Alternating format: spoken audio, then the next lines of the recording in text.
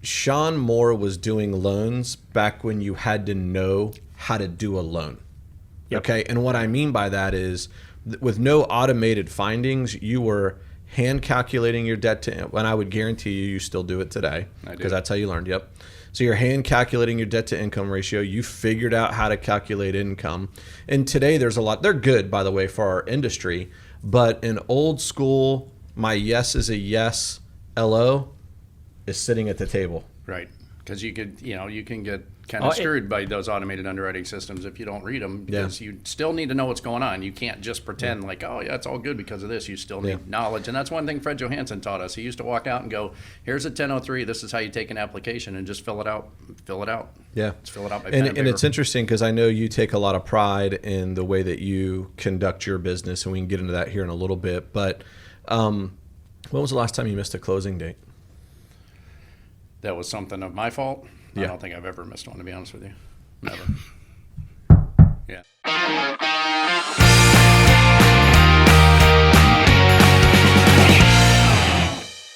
Hey, welcome to another episode of the Contacts to Contracts podcast. I am Bryan Lovell, again with the super duper co-host, Mr. John Jones, and we are bringing you another episode from our top producer series, and we have an amazing individual and LO with us today joining us, Mr. Sean Moore from St. Pete, Florida.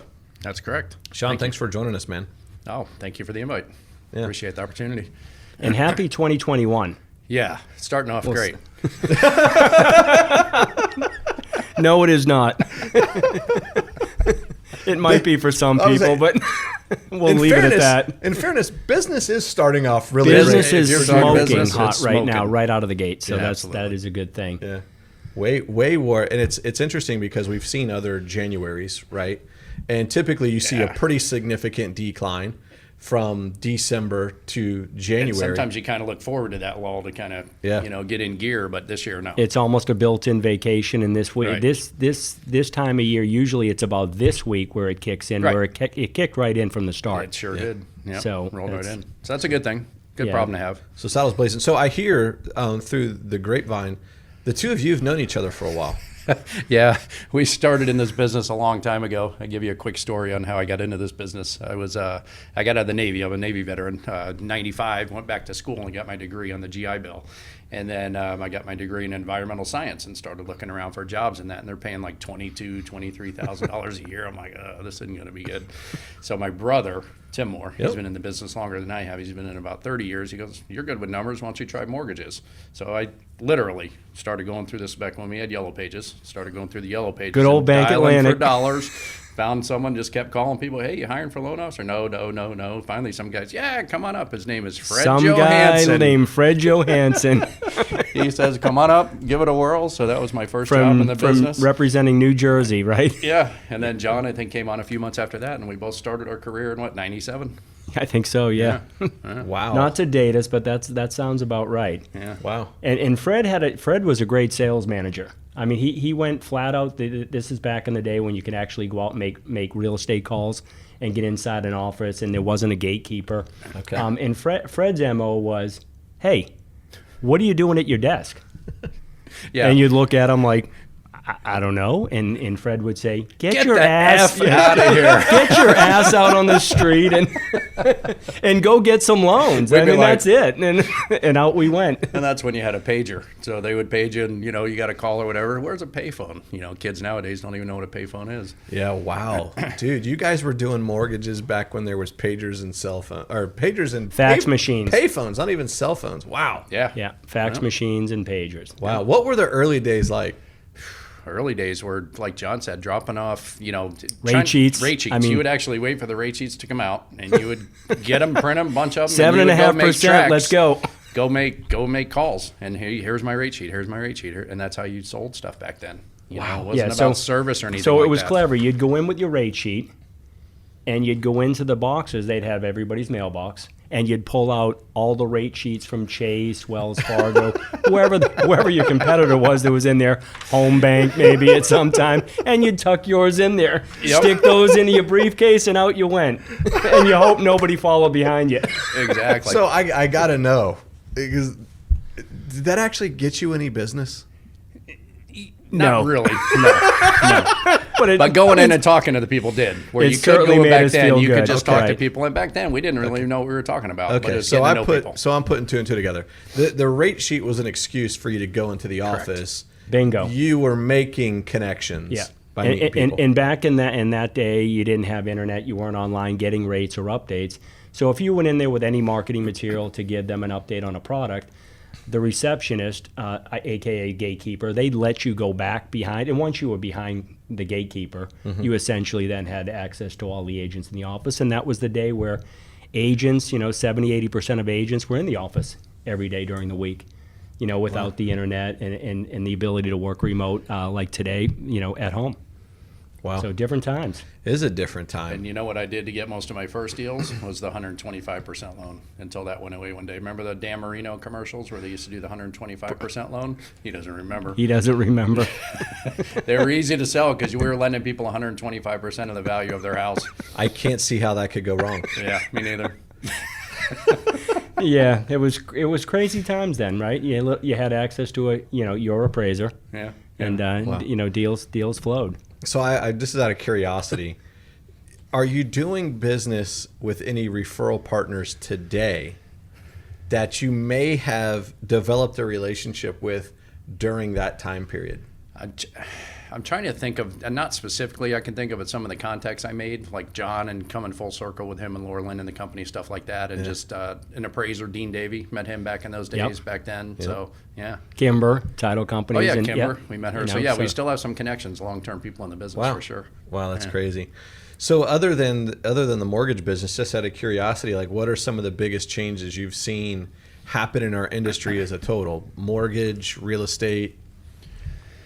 In terms of how we do business, Yeah. I mean, I think the number one thing that helped us in terms of doing business is automated underwriting. I remember when we were back, you and I can't remember when that was, but when we started doing automated underwriting, 2836, we're just like, what do you mean if we get an accept, we're good to go? It was like a groundbreaking thing. That was a whole new automated world. underwriting came out. So listen, you need to hear this because I think this has some value to it. Never, no, Right? I just don't miss them. That's the date we go off of. Something that's within your control. And I've been not criticized, but sometimes management will tell me, hey, you're too much in your files, okay? But that's how I work. I'm in my files a lot, so I'm doing some things maybe the processor should be doing sometimes, but that's how I get them closed on time, by knowing what's going on in my file every day. Yeah, well, I think it starts with the good application. Absolutely. If you don't take a good 1003, what's that, crap in, crap out? Yep, starts with the good application. So that leads me to your survey score of 2019. Now we don't have 2020 yet, but I would imagine it's a lot similar. So you did roughly, I think, 90 to 100 transactions in 2019, and your score was a perfect 5.0. Correct. And Social Survey, they actually couldn't believe. They couldn't believe it. They're like, there's no way. There's no way with that many closed loans, and primarily probably 85% purchase, that you were a perfect 5.0. And so I sell that because people, they go online looking at stuff. So I have a link in my email that shows my survey, so people go to that because there's a lot of people with not so good surveys, Correct, and it helps sell that. Yeah. So I'm proud of that, and it helps me get business. And people are like, well, why should I work with you? I'm like, go check out my surveys. Well, listen, I think that score is impressive when you look at the fact that that's based on 137 transactions. That's not based on 10.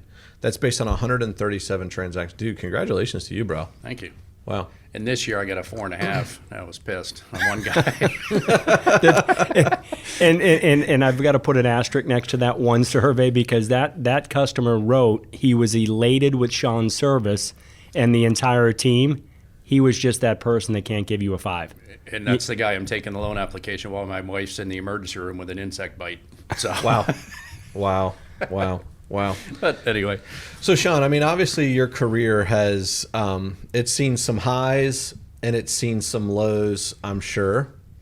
What are some of the consistent things, though, that you've done over the years? Like, hey, this stands the test of time. Whether it's 1997 or 2021, these are some of the things that have stood the test of time in growing your business. So the number one thing is taking a good loan application, taking a good 1003, starting off with a story, okay? Have them tell you a story, figure out what's going on. Don't just ask them the questions that are on the 1003, but actually do a story like, okay, so the answer they give you is going to maybe trigger another question for you to ask, and you just learn that by experience. Yep. So that's my number one thing, doing a good loan application. And then in terms of other things that I've done, there's things called Realtor Pit Sessions, which I formed a couple of those, and I'm a member of those to this day. It's been about, I don't know, 10 or 12 years I've been doing those, and you consistently now in Zoom, we do Zoom Realtor Pit Sessions, and just showing your face every day, going out and seeing the realtors, and they getting to know you and talking about your surveys and talking about what you've done. So Realtor Pit Sessions are a real big thing. So and before I let you go to that next thing, can you give us a little bit more detail on like what for an LO who's watching this, who's kind of new to the business, they don't really know what a Realtor Pit Session is. Can you go into that a little bit? Yeah, so a Realtor Pit Session is a gathering of mainly there for the realtors, but you're also going to have your affiliates. You're going to have your title companies, your insurance companies, home inspection companies, people like that are going to go along with the realtors, but it gives the realtors a chance to, hence the name pitch their properties. Hey, I've got new listings, upcoming, buyer wants and needs, things like that. So you're there to answer questions that they might have on a mortgage side, but you're there to build relationships with them because you show up every week. And it's just a good thing to show your professionalism and show that you're a true pro in the business. Yeah, cool. Yeah, Thanks. my guess now is those things are becoming probably more important. I mean, the way inventory we're so short on inventory that, I mean, ideally you go there to get properties before they're listed. Oh, wow. Right? So, I mean, so you guys are actually sharing pocket listings. Like, well, I've got this coming. You have to be careful because there's rules on that now. There's okay. rules, but I mean, essentially, you know, a lot of times the seller is getting ready to sell, and we know because they start, you know, taking care of the outside of the property, maybe painting. And so that triggers like maybe they're going to do something. Maybe they're going to list their home. And they've already spoken to an agent, local agent, and they're prepared to list it. But they're going to say, hey, I need 3 weeks to get it in shape before we come in, do the photos, stage it, and then get that property on the market. If I have that knowledge and through a pitch session, I mean, I can essentially, you know, through word of mouth say, hey, next month I'm going to have this is going to be available for sale. And that happens a lot as a loan officer because you know which people you have pre-qualified. And if you hear a house come up that might fit into them, you kind of do a reverse referral to the realtor and pass it on to them. Yeah. Okay. Yeah, very cool. So what was the third thing you were about to get into? Third thing sounds kind of corny, but it works for me, which I don't know about you, but when you get a piece in the mail that's not a bill, it's a card or something, you get pretty excited because how often do you get a piece of mail now that's Snail not mail, a bill right. or something, you know? So I actually send out a lot of handwritten note cards, personal note cards Wow. to clients and to realtors just to say hi or hey, congratulations on your new home, blah, blah, blah. And they're all handwritten. They're not from the marketing department, stuff like that. So they're handwritten envelopes and everything. It's time intensive, but I don't know how many times. Every time I do it, That's do the a Brian tranche of 'em. Buffini 5 cards a day. Is it? Okay. Yeah. All right. It works. You know, it's corny, but it works. People wanted that personal touch of a card like that. So you're doing like birthday cards? No, more just like when they close or like when I get the email for an anniversary or something like that. I might send out a card and don't get, I'm not doing thousands of cards a year, something like that. You know, it's probably 200 or 300 cards a year, but it's enough where it makes your phone ring and it makes people know that you're a person that cares about them. You take the time out of your day to send them a personal note, and it really has an effect. Yeah. So, I mean, the remarkable thing to me, John, we've interviewed a number of people in this podcast, okay, and all mega producers, and all of their secrets are very basic things. Absolutely. Right. I mean, Sean just shared 3 with us. I take a really great application. I send out some cards, and he does some pitch sessions. That's your opportunity to meet new people, add value to them, right? Build relationships. I mean, it doesn't get simpler than that. That's the shiny object. 2021. And I back still to the take basics. my loan application on a yellow pad of paper. So Wow. handwritten. Okay. Works. Sean, there's this thing we have now. It's called a laptop. It gets in there eventually. I can show you how to use it as soon as we're done. I'm teasing you. Hey, but I that circles back. We have several top producers that do take a handwritten 1003. We I do. mean, just, you know, you need to I find ask, it pulls a story out of people more when I'm Correct. writing things down and you get the story. And then when you're filling it in, you kind of, because now you've done it twice. You've written it down once and you talk to them, and now you're putting it into the computer for the second time, and you might see things you missed or you're not quite sure. And I you can might see ask that. more questions. So it gets me more familiar with the loan app as well. Yep, I can see that. So, man, how does a guy close 135 That's just what I was going to transactions? ask. Right? I mean, it's 35 million. You're certainly not doing that entirely by yourself, No. and the dog's at home. Right. I do. I have help. I have a CSA, which is I always forget the name, what CSA stands for. Corporate sales assistant. Corporate sales assistant. I always forget what that stands for. And mine is a gentleman named Mitch. So I take a loan application, and then he basically, I ask for all the documents to come in, but then he takes all the documents, puts them together.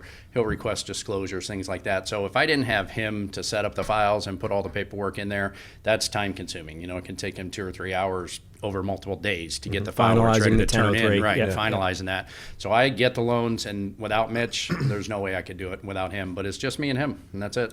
Well, it's pretty remarkable. So basically, he does all of the dirty work to get it from you took an application to it getting in processing. Right. Okay. So you chase your own conditions, or how does that work? So when you say the dirty work, that's a good question, because I'll do as much as I possibly can, because it's not Mitch's job to do my job, okay, as a loan officer. So I will take, like we said, the good 1003. I will request all the conditions in Flowify and get as many as I can. Mitch will follow up with those. But I want to see the conditions, or not the conditions, I'm sorry, the support documents, because just because the people told me what I've written down doesn't mean what's actually going to be on what they send in. So when they do come in, I review them too, make sure they're all good to go, and then Mitch will tell me, hey, income's off or this or that, and we'll kind of put our brains together and get the file ready to move to the next process. Okay, cool. So now that it's in the next process, it's remarkable to me, like, you haven't missed a closing date, right? And it's remarkable to me you're closing 135 transactions a year. What's your involvement on the backside? Because there's a lot of work that goes into getting. If you got 135, his weekly pipeline call that he doesn't ever miss. Right. So if you close 135 transactions, you probably had closer to 500 conversations. Like, that's a lot of work to then. Like, how are you doing it once it's in process? Yeah, so that's correct, because my pull through is about 30%. So I get to, I only close 30% of the people I talk. Yeah, so that comes to my processor. I have an outstanding processor, Caitlin. But her and I talk when I was this past year. Her and I actually had 2 phone calls a week, one on a Monday, one on a Wednesday. After the weekend stuff came in, we would talk on Monday and talk on a Wednesday. Now we're back to just Wednesday. But I go through with her on every Wednesday religiously in the afternoon. We go through our whole pipeline. Where are we? What are you getting? What am I getting? And she'll get normal conditions, but if there's anything weird or stuff like that, I look at it as my job as a loan officer. I'm the captain of the ship. Okay, we have to get this ship from point A to point B, and if it runs aground when I'm sleeping, it's still my fault. Yep. Okay, so she helps with that stuff, but I'm in the file a lot, and I know, and even when I'm not meeting with Caitlin, my first thing I do every morning is go through my pipeline, kind of see where I am, and I write out a list of things to do today, and write next to every name that's in my pipeline what needs to be done that day on that. I don't get to them all every day, but writing them down every day and going through the pipeline every day, then it's all up here in my head in terms of I can have 20 or 30 files going and know the details of all. And I've been on that call where he's almost like a doctor. If you're the intern following along the doctor and he's giving, taking the notes, he goes through every loan by loan, whether or not he knows there's an issue or not, but he's double checking appraisals, everything. It's pretty neat to watch how he. How long is that through phone call? Anywhere from 15 to 20, 30 minutes maybe. Wow, so 30 minutes once a week. This year was a little bit longer. This year was a little longer. But yeah, about 30 minutes. A lot of times it's a file that's, okay, we're just waiting for the clear to close. So an hour a week. And I think it's important to mention, like, that's an intentional call. I'm sure you talk to your processor throughout the week, but that's an intentional call where she has your undivided attention, you have hers, and you're kind of divvying out who's going to do what. It sounds like she's doing most of it, but one of the things I like that you said was if it's bad news or something funky, it comes from you. Yeah. And or if it's sensitive information, it's stuff that or the processor may not understand the total concept or the why of why we're needing this thing, because you might have a difficult client. It's not fair to make the processor do what I should be doing as a loan officer. Sure. Yeah, I think you found a healthy balance, Sean, because I think, listen, every loan officer wants to be able to focus on the things that drive their business, right? That's what leverage is for. You talked about, you have a sales assistant that you leverage, and obviously you leverage a processor. I'm sure there's some other things you leverage too, but everybody wants to find that healthy balance, because really, if I can leverage out all of this other, like, let's just call it operational stuff, I can go out and get more loans. But I think sometimes the mistakes we make, right, myself included, is we want to leverage it all. Right. And so there's an old saying, somebody told me, it's trust but verify. right? So you're trusting that they're going to get all of that stuff, but you're verifying you guys are all on the same page. Right. And I think that's why your survey scores are as high as they are, and that's why you don't miss closing dates. Right, because we have a process, and the process is fantastic to get loans from point A to point B, but you've got to guide them on the way because they're going to go off the rails at certain points. I mean, things come out of nowhere. I've been doing this 24 years, and I still see stuff. I'm like, where the hell did that come from? Yeah. Every loan is different, right? All different. 137, they're a little bit different. You never know. So, Sean, talk a little bit more about the marketing part of your business and who handles that piece for you. So I have a marketing assistant, Michaela, and she basically will, if I need to send a flyer or I need to get a co-branded flyer, things like that, I'll shoot her an email or put in a help ticket for her to fill things out for me. Or if I want to do a learn at lunch, she'll help me with those kind of things. Or like over the holidays, they mailed out Christmas or holiday cards to my database, things like that. So it's those things that you just don't have time. When you're this busy, you don't have time to do by yourself. Well, you remember back when you and I worked together, I think between us, it took us about 6 to 8 hours to do a flyer. Yeah. I mean, because I don't know what I'm doing. Even a rate sheet initially when we started, you would cut and paste certain things from what we had access to on our computer, and you'd have to put together your own marketing and get that out. Yeah, so I mean, going back to that marketing bit, I mean, those are little things, but the little things add up. It's amazing because, I mean, just those little things with co-branded flyers, we send out those weekly flyers, and you'd be amazed how many realtors will send me an email or call me, hey, can you co-brand that for me? And it takes me 30 seconds to send off an email, and I have it back in a day or 24 hours usually and send it to them, and they're like, holy cow, that's cool. And then they can take that flyer and send it out to their database and do whatever, and your picture and your name's on it along with theirs. So that co-branding is fantastic. They do a lot of other things that I don't utilize, to be honest with you, but I've talked to other people that do, but it's just that aspect of our business. Social media pages, which I'm not I don't get onto social media a whole lot, but I have a personal and business page that gets maintained, and they maintain it for me. They keep me compliant. They put things on there for me, stuff like that. So yeah, it works out great. So you shared with us earlier in the podcast 3, like, hey, these are my must-dos, right? These are the 3 things that you're doing that are consistently driving your business. If you already have that dialed in, what would do you ever do any business planning? I do. Yeah, we do business plan every year. And it's not a huge business plan. It's 3 pages long, but it's got your short-term goals, your long-term goals. It's got your professional goals, and it's got some of your personal goals. And I'll fill that every year and try to hit the numbers on it, but I'll pull it out about once a month and kind of take a look at it. It helped me lose weight, because that was one of my goals over the past couple of years, so it helped me lose quite a bit of weight just on the personal side of it. It's helped me take more vacation time because in this business, it's very stressful. That's important. It's in my goals to, try to do some more travel and things like that. And then the numbers are in there in terms of, okay, what activities do I need to do to make these numbers? And then sometimes you'll kind of lose track of and get off track of your activities that you should be doing, but you get bogged down in the process and not trying to get new loans. So I'll have to kick myself sometimes, pull it out and go, I need to be doing this, doing that.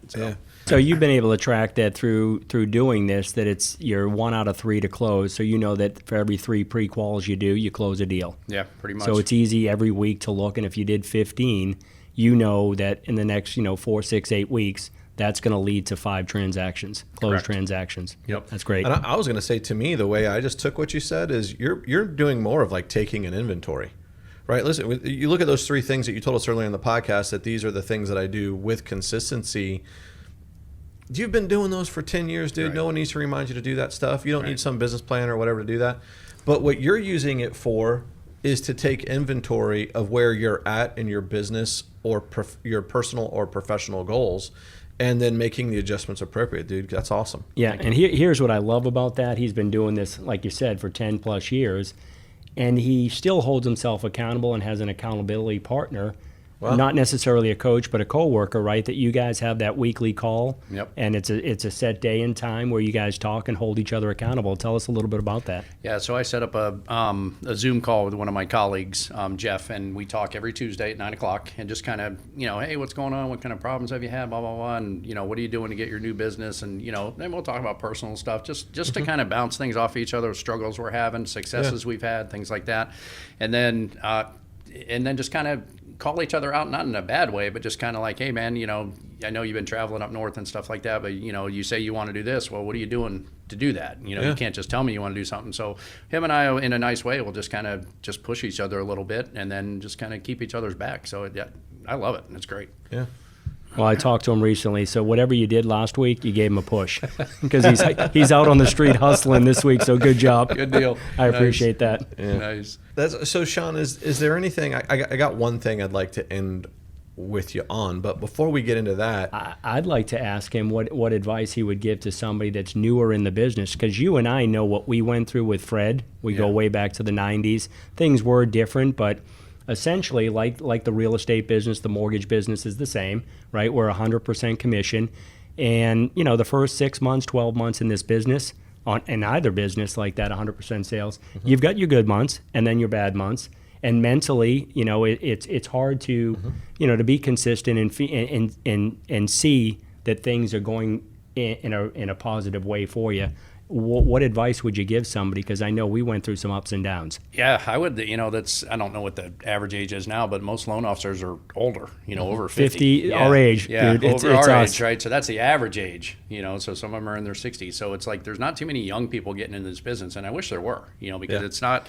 You just have to be good with people, and you have to be good with numbers, and you have to be able to learn. So the advice I would give people is, if you're looking for a career, you're not sure what you want to do, and you want to be able to set your own schedule, set your own work hours, because Time if and you money. don't work, you don't get paid in this Right. business. It's not like you can just show up at your desk job and you're going to get paid. It doesn't work that way. So I love the freedom of that, being able to work on my own time, and you tend to work long hours in this business. You just do. But the reward, if you're looking for monetary reward, the sky's the limit in this business. You can I make tell a lot of people money. all the time, this is We the did most play our stressful. we played our fair amount of golf back in the day. I will tell you that. I tell people all the time, like, this is the most stressful, rewarding career there is. I'd agree with that. Yeah. Yeah. Yeah. And I, to not put a bad name on it, it's not stressful all the time. No. There are just times where you're like, oh my gosh. Well, it's stressful because there's so many things going on, and I take Every the loan clients personally. I want these people to be happy in their new house or refinance or whatever the case may be, and I want things to go well for them. So I internalize some of that stress. Okay. Sean, what do you do for fun? Well, I can't golf anymore because I hurt my neck. So travel. I'm traveling, working around the house, doing projects, stuff like that. You had a pretty cool summer there. You spent I at spent least 3 weeks in Georgia, and then I went back in November for a couple more weeks in Georgia. So doing that kind of stuff. Yeah. That's Okay. awesome. Yeah. Cook, eat. Yeah. How's the cooking going, by the way? You did. I haven't had time to do that. I was doing the photographs and everything, and I just haven't had time to do any blogging or anything like that. That'll be when I retire in a few years. Figure that out. Yeah, But well, hopefully get back 10 into more golf. years, Sean. Yeah. It's a while. Yeah. Well, hopefully you can get back into the golf pretty soon. June, the doctor said. So Okay. I'm looking forward to that. Yeah, good for you, man. Just about the time it's too hot to go out I there. know, exactly. The game will be in A shape right then. Yep. So, Sean, is there anything that you would have liked to share with the audience that maybe John and I didn't walk you down that path? Just basically, if you're looking for a great career, mortgage business is a fantastic career to get into. Sean is looking and volunteering. If you live in the St. Petersburg area, contact him directly. He would love to mentor somebody that's looking to get into this business. Well, I dude, know I think that's part of your 2021 plan. Yeah, and I'd like to get a college kid, to help mentor and, pass the baton Give that to, opportunity per se, to. or whatever, give an opportunity to, because if you learn this business the right way from the ground up, Yep. you can make a lot of money doing it and have a lot of fun doing it, meet a lot of people. So it's a great business to be in. I love it. Dude, that's awesome for you to give back, man. That'd be great. And if you're watching, that'd be to partner with him and that's a great opportunity. Yeah, if you're in St. Petersburg, by the way, and you're looking for a loan, or you're a realtor that's looking to have a great loan officer, I've known this guy, as you have gathered here, for 20 plus years. He's always done an amazing job. Thank you, John. I mean, kudos to you. You have 5s on the survey again, but everything does close on time with you, and it's awesome to see. I've referred over the years many people to you. So glad to have you, and glad you joined us today. Thank you, John. Thank you, Brian. Yeah, my pleasure. So thanks for joining us today on the Contacts to Contracts podcast. I hope you enjoyed this little insight into Sean's long career in the mortgage business. He dropped some bombs today for those of you who are looking to take your business to the next level. If you like what you see, don't forget to share it and like it and subscribe to our channel. As always, if there's anything that we can do, we're a couple of guys just here to serve any way that we can. Thank you.